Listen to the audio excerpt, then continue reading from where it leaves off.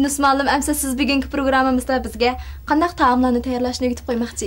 Men bugün yet bayramlarda ishlanadigan dasturxonning toji so'g'an gulpiranik degan yemeklikni ko'kitib qo'ymoqchi. Ha, bo'ldi. Bunun ketgan materiallar oq un, tuxum, alqat. Asli bo'lsa so'qilgan shakar olgansa nihoyat yaxshi bo'ladi, ammo biz bugun qumshika Şimdi biz hazır xamirni yoğurishni boshlaymiz. Bu tuxumninki miqdoriga qarab un to'ksak bo'ladi.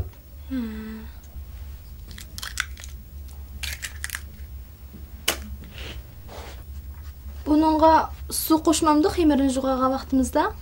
Bu xamirniki bo'sh chinligini tanishigan vaqtida az miqdorda su ishlatsak bo'ladi. Ama asas materyali şu tuxum suyuqluq ekanda. Bu xas tuxumni yug'agan xamirniki mahsuloti nihoyatda mo'l chiqadi. Avun.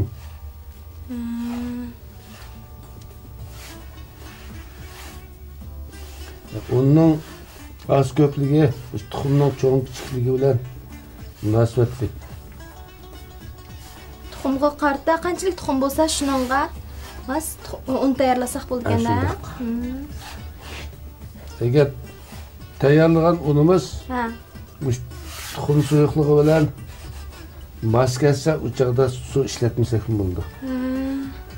Agar mas kelmay qolsa, u chaqda qolgan qismiga ayrim maxsus tuxum chiqib yurmasdan biz shu suv bilan boşatsak bo'ldi.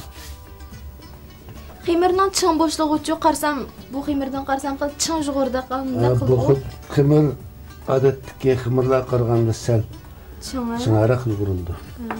Hamda bunda qirib qolgan xamir parchalariga ayrim tuxum chiqishniki ajit yo'q. Shuning uchun shunday joyga ozgina suv ishlatsak bo'ldi.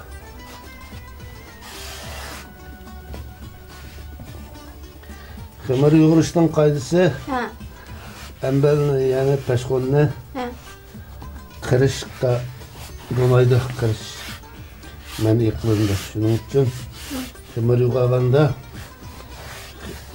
pəşqolunun yüzüdeki un qaldıqlarını bu xamirnin özüge yedirib etiş tələb qılındı.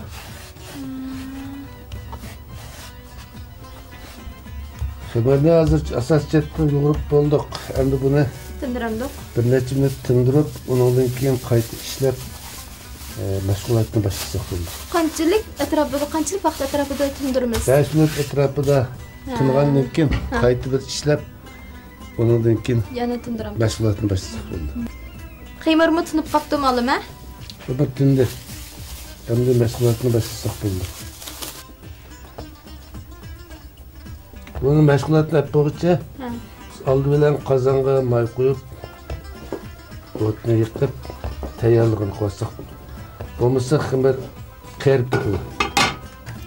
Maydın qanchalik qo'yamiz ma'lum? Yarım qozon qo'ysangiz bo'ladi. Bunun ketadigan mayning darajasi, qiziqlik darajasi 3-daraja, ya'ni 90 darajasi atrofida. Xamirni yayganda qilin ipizig'i qandaroq bo'ldi? Xamirning qilinligini o'shinchalik yasak bo'ldi. Buni kunmiri tutganda kunmiri g'uva tushgidek degan bo'ldi.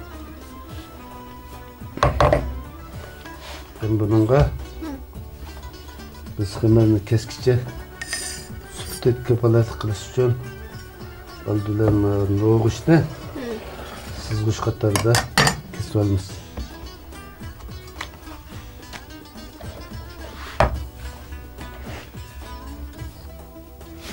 Xamirniki kengligini birinchisini 6 cm atrofida.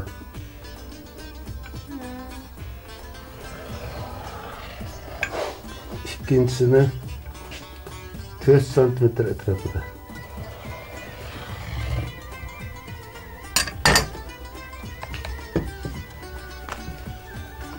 Bunu katlagandan keyin Üçüncüsüne mahkemerden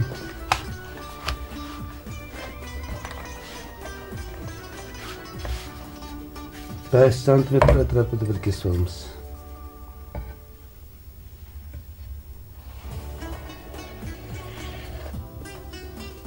O tizgan vaqtida shu kangni ostiga o'zini tartibi bo'yicha tizilganmiz teplarda.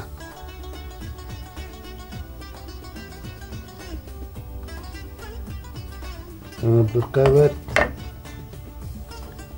2 qavat, 3 qavat, 4 qavat, 5 qavat. Bundan 2 qavat qisqam bo'ladi. 6 bundan 2 qavat qisqam. Ammo bu to'g'rash sarangining kengligida. Sarangining kengligida 8 taldan 10 talgacha bus bo'ldi. Hozir bu 7 tal. 7 tal. 8 tal, 9, 10. Onu bir gruppa mı? Bu bir gruppa. 1, 2, 3, 4, 5, 6, 7, 8, 9, 10. Bu bir gruppa. Ve çükülen gülünün o'ttirishini qisib, ko'rsatgich barmoq bilan üstünü besib etsek, gülberge ajrab ketmaydi. Yağının harareti 3. derecede busu buldu. O'tni bek mayinbek qizdirmayotganimizda men qilib boqaymi? Bunun qo'yiladigan talab cho'qim rengi oq chiqishi kerak.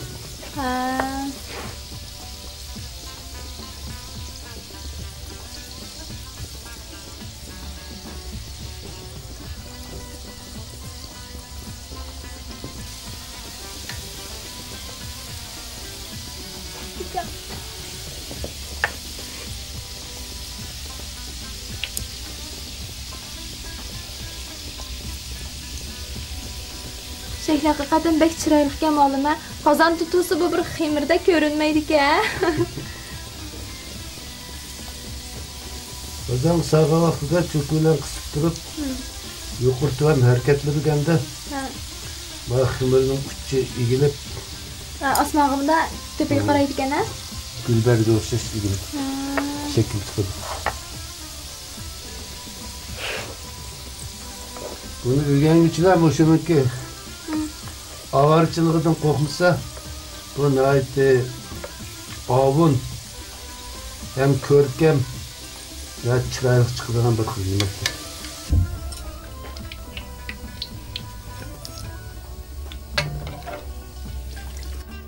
Bu arasıga bu avukatını koyup koysak bu tekrar körkem göründü. Hakikaten. Rastla gülge o'xshaydi ki. Bu alqatdan boshqa narsa ishlatsa bo'lamdi yoki cho'qim ishni ishlatish kerak? Bo'ladi. Ammo uniki ozuqliq o'tning yuqoriganligi uchun tanladik. Kichik sho'xliniki uchini kesib unsasak bo'ldi. San'at esa bu hammasi usulchilar, naqshchilar, rassomlarniki rasmlar emas. Bu oshpazlik kasbining güzel san'at turi bor.